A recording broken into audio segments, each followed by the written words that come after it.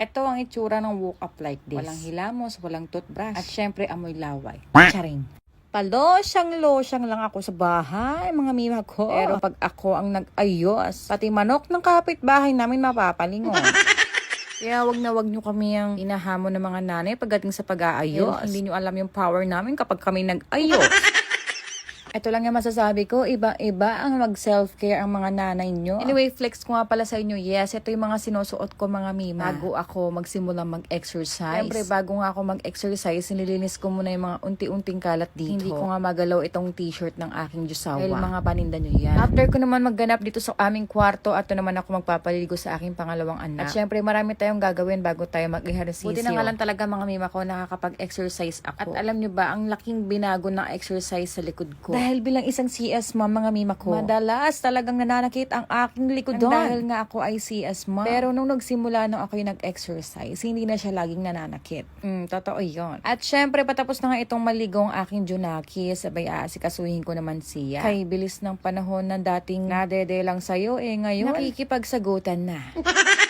Abay, kay Maldita talaga lang mga anak na babae. Pero ang pagkakaakala ko talaga kapag nagkaanak ka ng babae ay napakahinhin. Abay, kabaligtaran, mas maingay pa sa akin.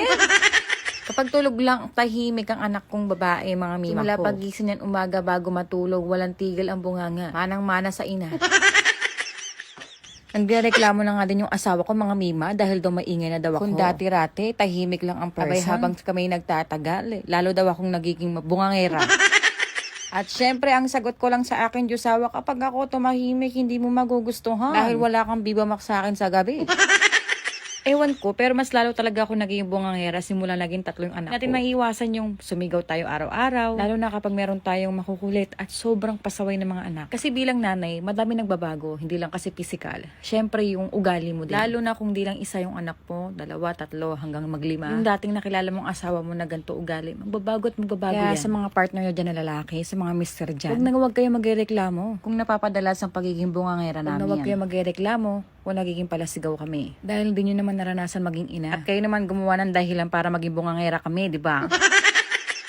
At syempre, kami mga nanay, nagigilty rin kami kapag napapagalitan namin yung anak namin, nasisigawan. Kaya bago ako matulog, niyayakap ko na mahigpit yung mga anak ko at nagsusorry talaga ako. Napapaiyak pa nga minsan. Balik na tayo dito sa video. Ito na nga pala nangyari sa akin dyan, mima ko. Syempre, nagtotopak-topak yung bunso ko, kaya sinama ko na sa pag-e-exercise ko, mga mima ko. Hindi madali itong ginagawa ko dahil nga makulit-kulit talaga tong aking bunsong anak at gumagapang na, mima. Syempre, nandyan na ako sa point na sakit ng aking binti at pero sabi ko sa sarili ko, hindi ako titigil hanggat hindi ko na-achieve yung gusto ko sa akin. Syempre, kailangan ko pang mas maging malakas. Alam niyo mga mimasor, takot akong magkasakit ako. Siguro naman lahat tayo takot magkasakit. Lalo na naging 3 yung mga anak ko. Sabi ko sa sarili ko, mas kailangan ko pang mas maging malakas. Hindi dapat ako maging sakiting ina. At syempre, ayoko na yung lagi akong umiyak gabi-gabi. Sobrang laking tinulong ng exercise sa akin, mga mima ko. Hindi lang kasi physical yung natulungan sa akin ito, pati yung mental health ko, yung pag-iyak ko sa gabi-gabi. Aba, hindi na ako naiyak ng ganun sa gabi-gabi, mima ko. Kaya kung gusto mo maging fit, mga mima ko, at kung gusto mo maging sexy, syempre, deserve mo yan. Lalo na, hindi ka pa bayang ina. Ito na nga pala na itsura ng braso ko, pwede na ako magbuhat ng isang sakong bigas. Pwede na tayo pang kargador, mima ko. Pakalayo pa nga para sa gusto kong katawan, pero at least may nagbabago na. Kung nga mag-exercise itong Diyosawa ko, may pupuntahan na. May patuka-tuka muna bago umalis. Naman ako nag-asikaso na nga ito para dito sa aking makulit na anak. Itong babaeng anak ko, mga mima ko, 3 ang puyo nito. At itong pangalawang anak ko, may katumbas niya 3 bata sa kakulitan.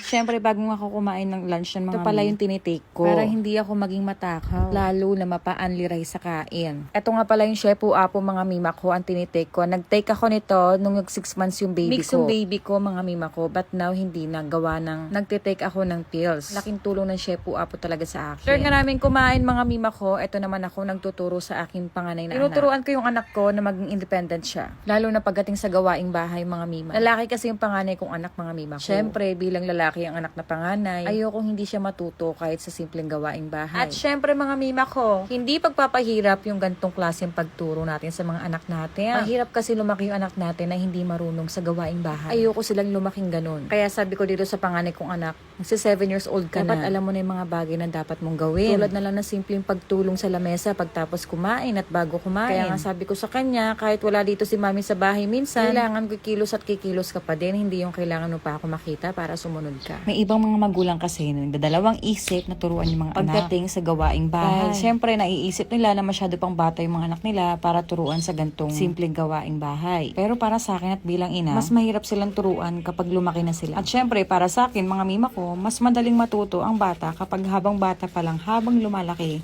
meron silang natututunan na maganda at gawaing bahay. Dahil habang lumalaki sila, mas natututunan nila na maging responsable sila. At mas magandang tignan. At makita natin yung mga anak natin na marunong sila. Tinuturuan natin sila mga mima ko para hindi maging entitled. Tinuturuan natin sila ng sense of responsibility. Tinuturuan natin sila kung paano pahalagaan ang bawat trabaho at ang gawaing bahay. At para din doon sa kanila. Dahil paglaki nila, madadala lahat nila to. Dahil lalaki silang responsable at marunong i-value ang trabaho. Anyway mga mima ko, ito na nga ako. At after nga ng mga ganap, papunta nga kami sa optical mga mima ko. Gawa hindi ko na kaya yung pag-aatake ng astigmatism ko, mima. Siyempre, alam nyo ba mga mima ko, ang epekto sa akin ng panganganak ko, nagiging malabo lalo yung mata ko. Kaya hindi na ako makapag-live talaga ng tuloy-tuloy dahil araw-araw nananakit na yung ulo ko. At syempre, hindi yan dahil sa pills, dahil na yan sa mata ko. Kaya pumunta kami dito mga mima ko, lang yan malapit sa grotto.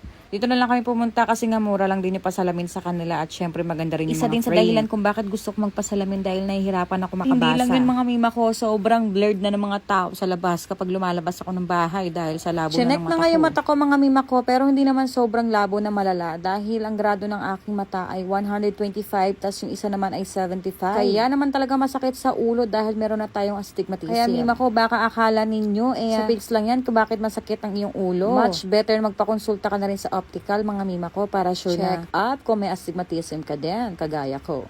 Pinakamalinaw po. Opo, malinaw. Malinaw. Okay. Sa malayo, ma'am.